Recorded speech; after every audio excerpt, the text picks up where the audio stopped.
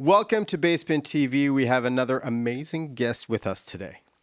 Not only is he a Juno Award winner, best known for being the frontman of the band Moist, he also has a massively successful solo career. You might think that he's only a singer. You're wrong. He is also the co-founder of an AI technologies company called Reimagine AI. You won't want to miss this.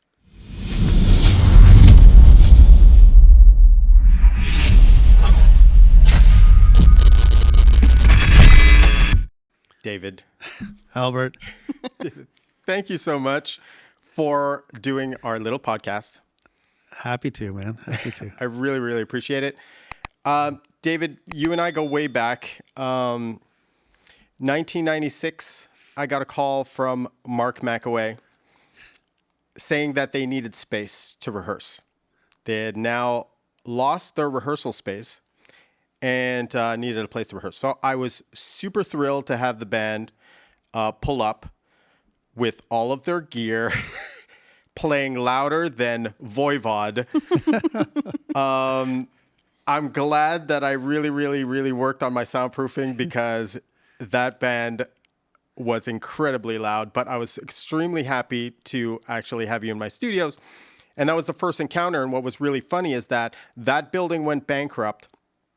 And then I found a spot on Saint Laurent, 4200 Saint Laurent.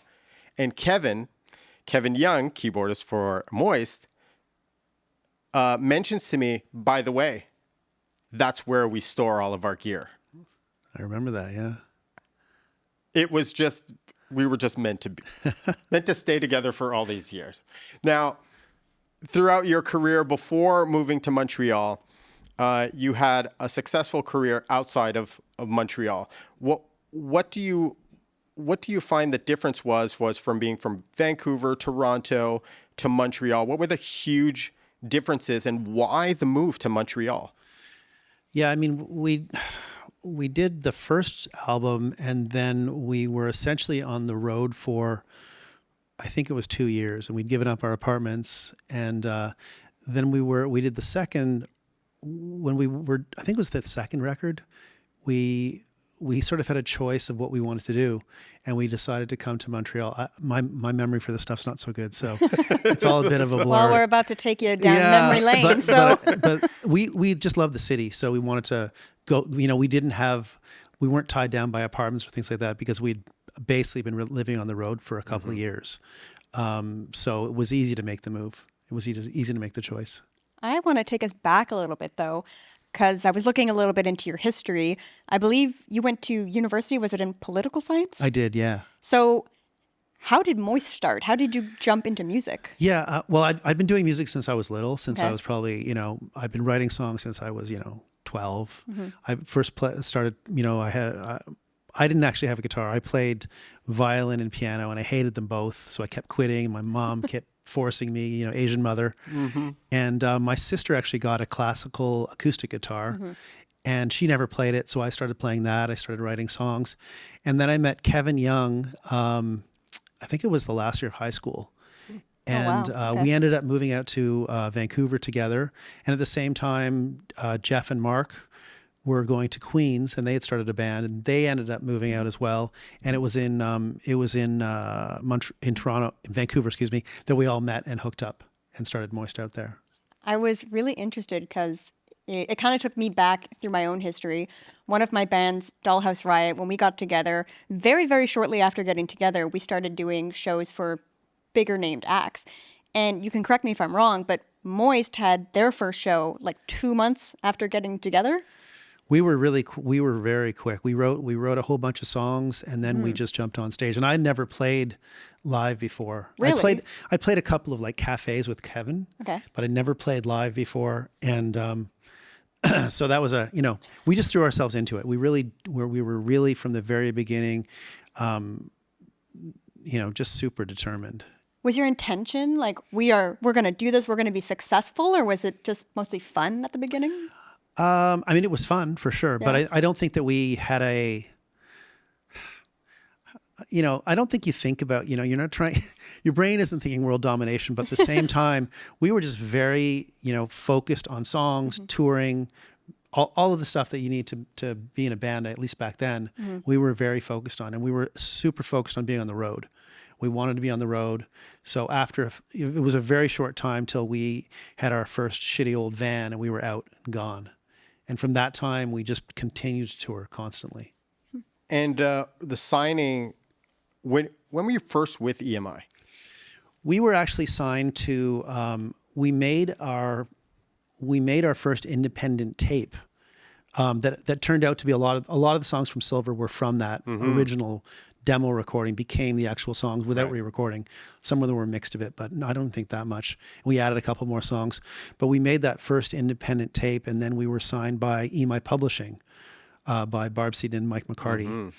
And we had been passed on by most labels at that point. And then we made that, we sort of did this thing where we, you know, Much Music was a big thing back then, and we were like, okay, we have the song, we think, now we need to make a video. And we were thinking, you know, we made it for $2,000, and we figured that if it got a couple of plays on Much Music, it would be worth the $2,000 because it would help our live show. Sure. And the video just, you know, we shot the video in a day, and it was basically almost one take. We did a lot of takes, but we found one that just worked. It was supposed to have all sorts of edits all over the place, but it ended up being just one, almost a single take. Because it was almost like a one camera. It was like a one sequence. camera follow. Yeah, it was push? It was a for push. Yeah, for push. Okay. It was a one camera follow. Exactly. Which is not easy. Yeah, no. Well, it was almost a fluke, right? It just so happened that take was, there was something about that take. Wow. I think it was spliced between two takes actually. And then the video just took off, and then we got signed after the band was already on the rise. Right. So we had already established ourselves and our independence really before we got signed by EMI Records. Do you think that's that organic way that doesn't seem to be the focus these days? These days it's more followers, likes. Do you still feel that there's a place for that type of organic growth in the industry today, to take a band out on the road and just try to like push, no pun intended? I have to be honest, I don't know. I mean, I just don't really have an idea. The music business is a different business now than it was, for sure. And I'm not particularly in the music business anymore. I still make music. I still play festivals, but the business of, you know, I have a whole other thing that I'm doing. But the business of making music, it's a different industry now. You know, media has changed completely, and will continue to change. With AI is going to completely revolutionize all media, as it already is, and the trajectory is just, you know, the escalation is just continuing up and to the right. So the business that we had then is different than the business now, and the business in 5 years is going to be completely different than it is now. Yeah, no, we talk about AI a lot and how that's going to potentially impact the music industry, as we're already seeing that it's kind of having impacts on the film industry and other industries as well. And you would know better than both of us. I mean, we can get into that later, but we're going to see. It's a rabbit hole. We're going to see a massive shift in the way media is created. Now, there have been different sort of trajectories of your art form as a musician, playing with Moist, having success with the band, touring.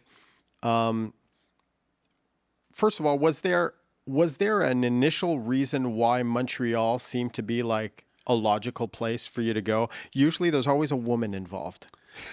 There actually wasn't a woman involved. Actually wasn't a woman involved. We just really love the town. It's, you know, the quest of being like a creative person or a creative band and entity is always to be changing up the setting, you know, changing up how you make things. And when you're in a band that is a very, you know, where everyone has a say in what we're doing, you have to change up other things because you're not going to change up your musicians. So you're trying to change out the parameters of what you're doing. Creativity is constantly trying to change up, the improv that you're working within so you get a different result. That's the way I think of it anyway. Right. So moving somewhere different is totally normal to try and shift the environment that you're working in, shift the people that are around, shift the focus, just change where your mindset is. For the most part of your career, you've always surrounded yourself with the bandmates that have been moist, and you've always shared everything when it's moist. It's a moist project. Everything is equally divided, writing, publishing. But there was this common respect that I constantly saw when you guys walked into a room, and I've seen not hundreds, thousands of bands walk through that room. And I can honestly say that you are definitely one of the two bands that I know that have constantly, I felt this respect amongst everyone in the band. There was banter, there was jokes, there were things like that, but there was this constant respect for each person's role in the band. How is that even?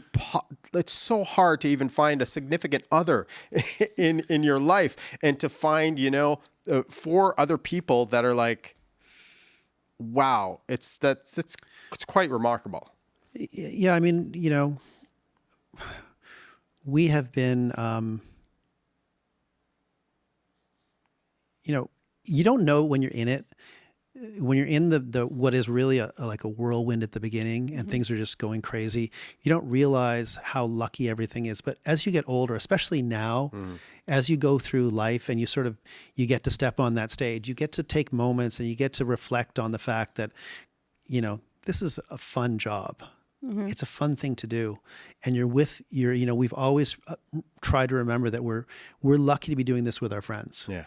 Even if you don't always totally get along or there's something going on, whatever, right. There's always shit, right? Right. But you're with your friends and you're doing things that you love to do and you're lucky to do it. Mm-hmm. It's 1 in a million that get to do this gig and you get to do this thing with your friends. It's ridiculous. So we try and remember that idea. And the writing process, when it is, because your solo career was your solo career, and we'll get onto that in a second. But when you are writing with the band, how did that flow? Because it's obvious, it's like when it's your project, if you don't like something, you're like, nope. Like there's no debating whether it's going to go through or not. It's a feeling that you get and you're like, no. And how much compromise was there amongst the band to do different things and maybe wanted to do a different direction? There's a lot of push and pull for sure. I mean, you can't help but have that. There's this idea that, you want to get through, and everyone tries to figure out their way of negotiating, pushing, looping in, allies. It's like it's like a Big Brother house where you're trying to get your ideas through. But at the same time, I think that, we realize that we all have a part in this specific entity. There's there's this weird balance, and we sort of have an understanding too, right? After a while, you get an understanding of what's going on and what is good and what is bad. Sure. Or what together you believe is good and bad. Right. I consider like half the role of being a successful band is being able to identify what's good and what sucks really fast for you. Right? Sure. Becomes And like everybody a being on the same page. second nature almost. Yeah. Yeah. But that's part of the role of a creative is, your job is to filter a ton of shit and be able to identify the amazing things and hold on to those to make them part of the work. So that entity did go on pause for a little bit. As we both mentioned, you did go on to have a solo career. I believe it was 2007. You won a Juno for Morning Orbit. Yeah, I think so. I don't know. Maybe. I don't know. How did you decide to put that on pause and just follow kind of your own path for a little bit? Again, it was just, you're trying to challenge yourself creatively, and we'd done a bunch of records, 2 records, I think. 2, I'm not sure. But I had songs that did not feel like they were right for the band. I wanted them to sound a specific way. And with the band, because of the instruments that are involved, it's a great thing because you have this you have this understanding of how everything works, but sometimes you don't want to understand how everything works. You want to be exploring territory where things don't always work, or you want to be going in a completely different direction. And for those songs, I wanted to go somewhere else. And so, I think it's natural that everyone wants to explore different things in their life. You just do. Explore yourself. Well, just try different shit, right? Yeah. I don't think it has to be that philosophical even. It's just you want to do different things because life is what it is. You want to take different paths. So we never broke up. We just, I would just go and I would do solo records and then come back and play with the band. Okay. Yeah. And there was that respect once again amongst the band, enabling you to be able to go, yeah, man, do your thing. We got your back. Yeah. You need keys? Great, we're there. Yeah. You need yeah. guitars? Yep, we're there. Honestly, it really is such a rarity in our industry. There are so many egos involved, and even in the creative process, and being able to say, well, hey, it's like, this is my band. I've known bands where they play with a specific star within Quebec, and they are not allowed to play drums, for another band. It was just like, no, you're my drummer, and they're not even on the payroll, Right. when they're not playing, and Wow. it's just it's ridiculous. So that's why I might chuckle and laugh, because it's such a rarity, and it's just a scarcity also in this industry to have so much respect and and support within one entity and one group. And you're absolutely right that when you are working with a sound and a band that has, everybody knows where to go. It's sort of like, this is a different song we're writing, this is a different song we're producing, but there's always this view of like, well, this is what Moist sounds like. We know what Moist sounds like. So we're not going to start pulling out, a mandolin, and it's like trying to experiment and try to change it. We know what our audience likes. We know what we like. And that's the path we're going to do. And it's great that you were able to go out and really go like 180 degree too. And it wasn't like another rendition of Moist. It was David Usher's voice, but in a whole different light.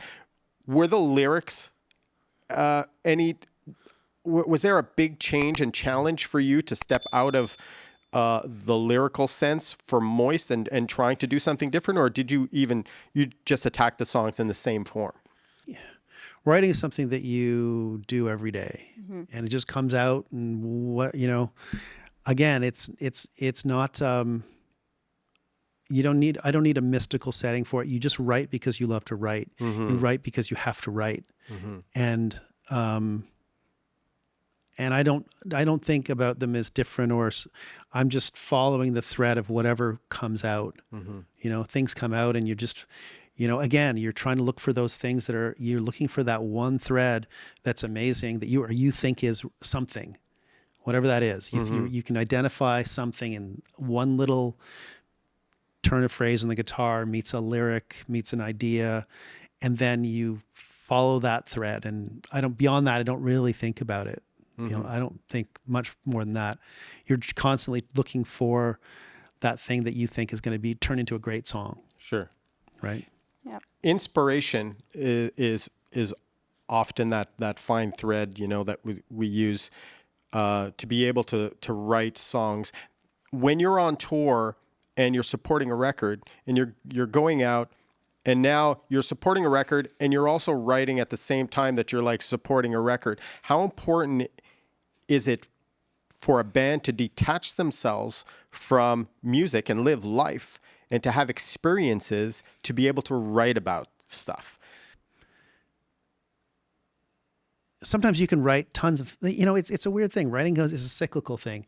You could be out on the road and be completely busy, and songs are just coming for whatever reason. I don't know. And you could be at home with tons of time and nothing is coming. You can't find a thing. Or, it's so dependent on, I don't know,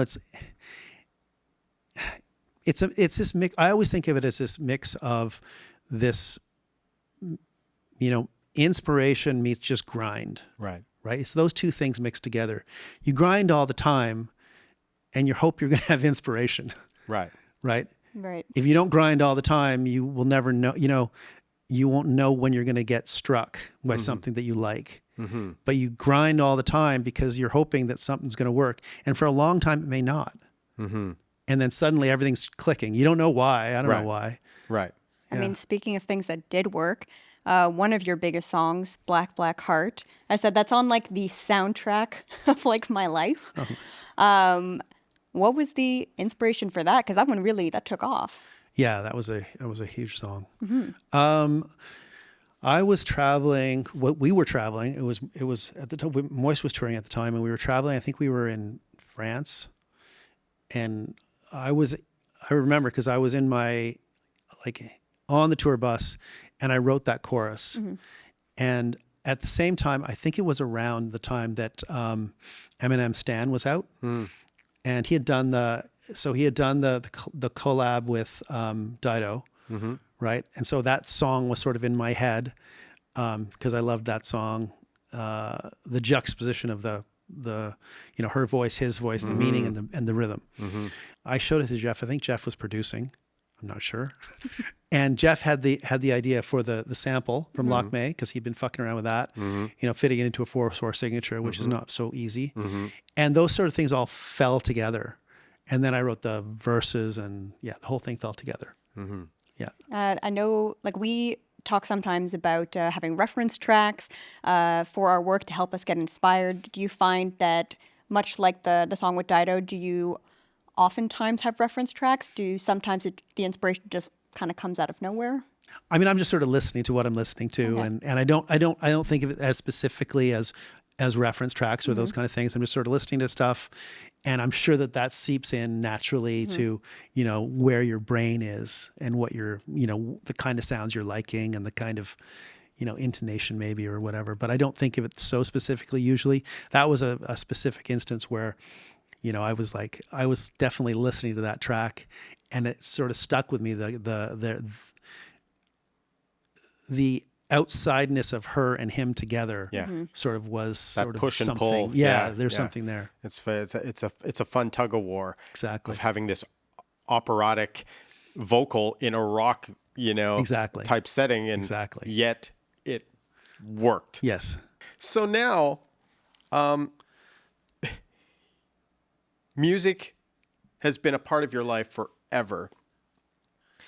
How does technology all of a sudden now take a shift into changing your course and your trajectory into technologies? When you first started dabbing into it, it was quite a surprise because it kind of came out of left field. It wasn't like something that I felt like you were dabbing into slowly. It was sort of like, boom, let's do this. A lot of people think that, but I've been involved with tech for a long time. I ran my first startup in, it was when I was living in New York, so it was probably almost 20 years ago. Right. So we were doing a social media aggregation startup, doing aggregated streams of social media on iPhone, Adobe downloadables, and iFrame. And so that was around right after Twitter launch. So that was my first sort of foray into startup. And startups are a fucking painful thing. They're really hard and they're really painful. So that when a lot. I don't know if you remember that conversation about Facebook opening up its social graph. There was a lot of talk about that. About Facebook should really open up its social graph. And what they did instead was they moved their social graph to the web through firstly through aggregators. So they produced their own aggregators that used to be on every page. Do you remember those? Yeah. And then the like buttons. Right. Were everywhere. I don't know if you remember those. Yeah. Anyway, so that was basically what our business was, and it kind of killed us. Right. And then I built something called the Climate Clock with Dr. Damon Matthews, which is sort of tech meets art, which is sort of the reevaluation of climate data into the metric of time. So people can understand where we are in relation to 1.5 degrees in temperature rise. So that's still an ongoing project. I wrote a book on creativity and innovation. And that led me to I still do actually a lot of speaking to large companies, everyone from, Google to Ubisoft to SAP to Pepsi on creativity and innovation. But for me, when I was doing these speaking gigs, I really saw that I thought AI was going to be the next big thing. And you can't talk to these big companies about creativity and innovation without talking about artificial intelligence. But I don't like to speak about things that I don't understand or don't have first-hand knowledge with. Nothing bothers me more than a talking head that has read a bunch of books and articles and talks about the issue like they're an expert. Right. So I wanted to understand AI better. So with my friend Pablo Samuel Castro, who is a researcher at Google Brain, we worked on something called Lyric AI, which is an artificial intelligence agent that could collaborate with humans on song lyrics. Okay. And from there, I got really interested in large language models. And so I was looking for, okay, what is my place within this space? Because I'm obviously not going to go back and get a computer science degree. Right. But so that's when I founded Reimagine AI, which is around, it's really this mix of, it's the engagement piece where AI meets the human experience. So it's what is the interface of AI going to be like? From that, we founded Reimagine. So that's what we build. We build virtual beings that can interact with humans for all sorts of things. We're doing a lot for entertainment, Right. But now mostly what we do is virtual beings on tablet-based to aid the elderly and Alzheimer's and memory patients. So that's what we're mostly focused on. A lot of the AI that I'm seeing now, or even in like, let's say like robotic sort of form,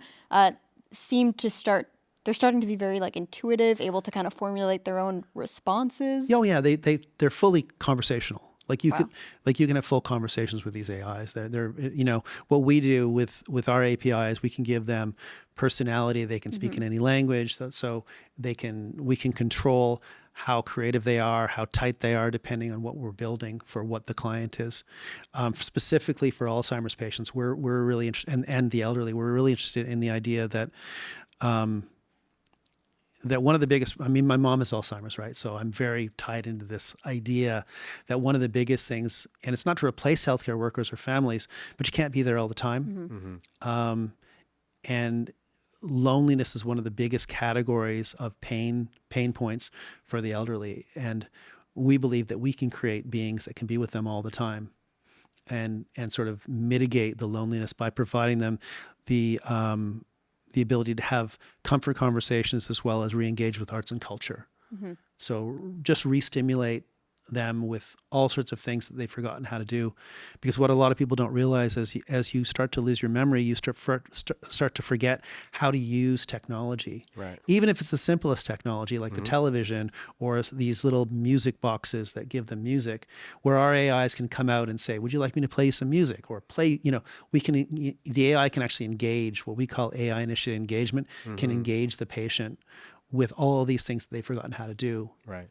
Yeah. So all kinds of craziness. Yeah. And this is in constant growth. This technology is in constant growth, but not necessarily that. I'm not just saying that technology, but the technology that you're using right now and your platform, it's continuously learning and growing.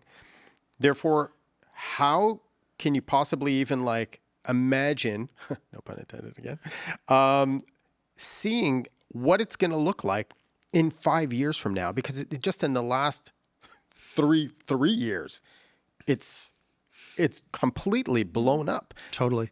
Well, when I'm talking to these companies, I'm always saying, don't think of it as it is now. Try and visualize how it's going to be in 5 years. And it's the same with whatever industry you're in. If you're in the music business, if you're an actor, if you're a film creator, don't think of the technology or the platform as it is now. Think about what it's going to be like in 5 years. And if you follow the thread, if you look at the exponential curve, we're seeing massive changes in the way media is made. And what people don't really talk about as much, and it's different for us because we've been in the music business a long time. So we've seen what the end of scarcity means to something, right? People don't talk about that enough, is this idea about what AI does to scarcity. Right. When the music business changed, when things like Napster hit, really the music business essentially became a loss leader for the technology business, right? Yeah. Because what record companies used to do is they used to provide bridge money between what were amateurs and what were professionals. Right. So there's this weird middle where you have to go from here to here. And what a record company used to be able to do was provide you with the all the things that you need to do that in terms of, support. They were the gatekeepers. They were the gatekeepers, but they also were in many ways, they were able to provide those things. Now it's much more difficult because especially with the advent of AI generated media, right now it's not good enough, but it's going to be good enough really soon. Right. In music, in video, animation, very soon it's going to be good enough where the scarcity is going to be gone and you're going to get a mass influx of media. And what mass influx of media does is it doesn't affect the people at the top and it doesn't affect people that are making it for fun. But what it does is it affects the people that were sort of in the middle, where it's very, very difficult to make an income in the middle. Yeah. Right. That's where it's really hard. It's like being a lawyer, right? Sure. Same with lawyers. You used to go through, you'd come in and you'd article for however many years and you'd learn the ropes and you'd grind. And then, slowly you'd work your way up to being... hopefully partner or... Exactly. Whatever, partner. But now that middle is going to be gone because AI is going to eat the middle. So the question is going to be for us, how do we get people from here to here? And how many people can we actually have up here anymore? Do we need? How do you see it affecting journalism? Yeah, it's going to be really difficult. Really, same thing, right? Because, it's like in journalism, you take a newspaper, the classifieds used to support the classified in sports, used to support all the journalism. But that's gone now, right? That's gone. And when AI, and it is now, if you guys play with ChatGPT and all that, it's pretty fucking amazing what you can do with that stuff. Oh my God, I have such a long question. Oh my gosh. Sure. Okay, so coming back to your company, what it does now, and I was asking about is it intuitive? So they are kind of full conversations. That means I assume that they can remember details about the person that they are with. Up to a certain point, yeah. It depends how. Yes, you can if you do. It can completely remember if you do sign in. Okay. If you build a virtual character and there's like login or sign in or facial recognition, it can absolutely remember the history of the conversation for sure. Okay. So. Yeah. I love sci-fi. This idea, are we going to end up at a point where we kind of have a Westworld where our AI kind of gains sentience? 100%. But sentience is weird. If we're talking about consciousness, consciousness is relative. I'm always thinking that consciousness is a relative thing, right? The way we might define consciousness might not be the way we define consciousness for artificial intelligence, simply because with AI, if you can't tell the difference between a human and an AI, then does consciousness matter? Right? It's sort of this weird nebulous idea of consciousness. What we think about consciousness might not be what an AI thinks about consciousness, because what's important, or things like people don't think about as much as data store, right? If you can appear to be conscious, plus everything about the entire world, maybe you have more consciousness than the human. It's how we balance this idea of consciousness for me. I bring this up because we're seeing now, especially in the film industry, a lot of the companies are trying to turn to AI to now write all their scripts and come up with all their content. And I saw that there were some judges that had said that they could not actually copyright that because it wasn't created by them. It was created by the AI. Technically, the AI owns the copyright to it. Sure. And kind of wondering where that's going to lead us in entertainment, in music, etc., as AI gets smarter and smarter and starts potentially coming up with its own music and film. Well, it is now for sure. Yeah. It is already. There's going to be a lot of changes to copyright law, I would think. And there's a lot of push and pull. That's what the actor strike is about right now. Right. It's this idea that writers excuse me, writers are going to be pushed out. And in many ways, you know, to me that, I mean, I support the writers, you know, for sure. But in many ways, it feels like the Napster, you know, this idea that we can control digital. I remember the record companies were always trying to, you know, they were always talking about enhanced music. Right. You know, we'll do enhanced CDs, and that's what will keep the consumer, Right. you know, that will keep the consumer onto Right. what we're selling. I think it's, you know, I don't think of the tech as where it is now, where it's only so good. It's, you know, it's not amazing. You know, it's good for technical writing. It's good for, you know, you want to write a grant, use ChatGPT. You want to write a grant, you want to write some technical piece, you want to write a prospectus. It's amazing. For creative writing, it's still got work to do, but it's going to get there. I was for going to sure. say, we're going to get there. We're going to get there. So, you know, And I'm just thinking it's going to, like we said, all of our copyright, different publishing laws are going to have to change because, like, someone came up with that. Like, but I think a lot of what's going to happen is it's going to be the big media companies that license their databases. Like that's what's going to happen, right? They're going to they're that's where the big lawsuits are right now. They're, you know, it's about whether these so artists are lost in this, right? That's the difficulty. For artists, we're lost in this. I think there's gonna eventually just be a digital stamp on your voice. Example. Somebody will record their voice, give a sample of their voice, just like for security reasons. When you call the bank, they have, you know, a voice recognition system that's in place that makes sure that you are the person that's actually on the other side of the line. I believe that there's going to be a point where now a voiceover actor, for example, will be able to record his voice, have a digital stamp on that, and there'll be a fingerprint to it, even if somebody like imitates it. The only difficulty with that, Albert, is that I mean, you can now make anybody's voice in literally 3 minutes. You literally can make anybody's voice, do a duplicate of it, have it run in real time, multiple languages. And I can make not only your voice, but I can make 1,000 variations of your voice. So where does your voice live in that 1,000 variations? You know what I mean? If I change, like, that's going to be the difficulty. Like, how much does it need to be manipulated, not to be your voice, but to be just slightly off your voice? Because every slight iteration out is, you know what I mean? I think it's just pinpointing where the source comes from. So if it comes from, yes, we can absolutely, you know, have voices generated and imitated, you know, it's like, and somebody can take my voice and use it. But where did the source come from? And that's going to be another part of the fingerprint that I believe that'll have to be in place.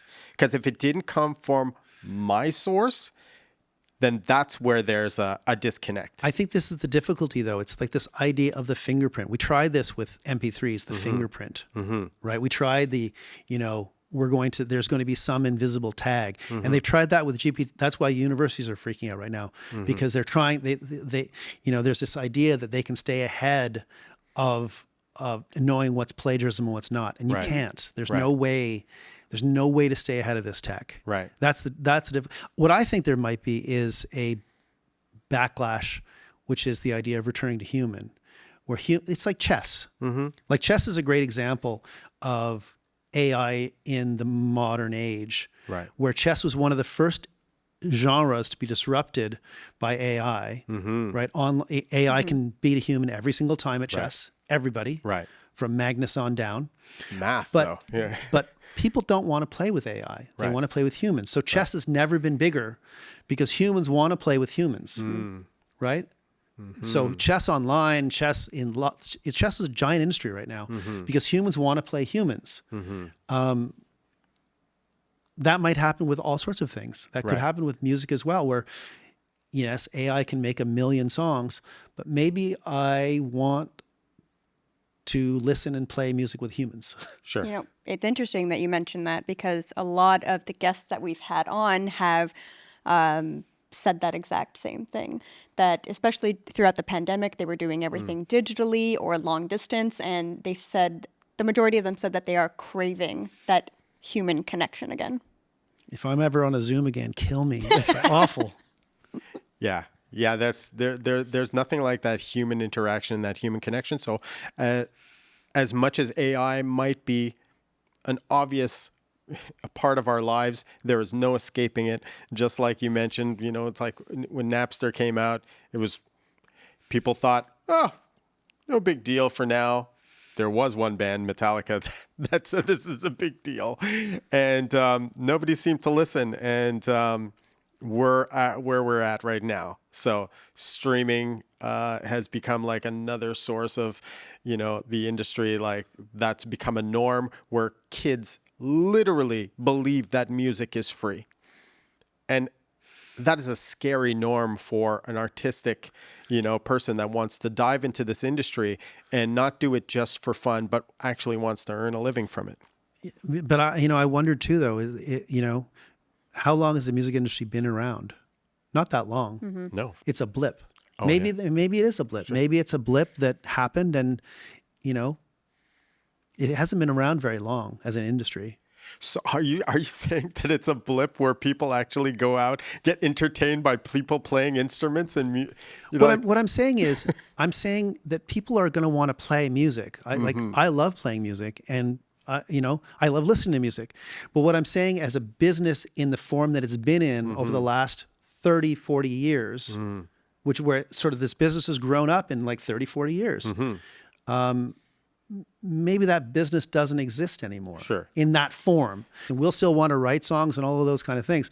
But the form that the business takes might radically be completely different. Well, it has already Yes. radically changed. Yes. It's like, there's no longer, something physical that you're actually, a record label would actually have to sell. The only way a record label would recoup on anything was record sales. They couldn't recoup on your tours. They couldn't recoup on your merch. They couldn't recoup on any of those things. So they had to make a product, physical product, barcode it and put it out, and have it sell. Now, this is a completely reinvented new way of the business model, but we're still clinging on to that old-fashioned, oh, well, how do we sell records? Well, maybe just stop that altogether and say that we don't sell records anymore.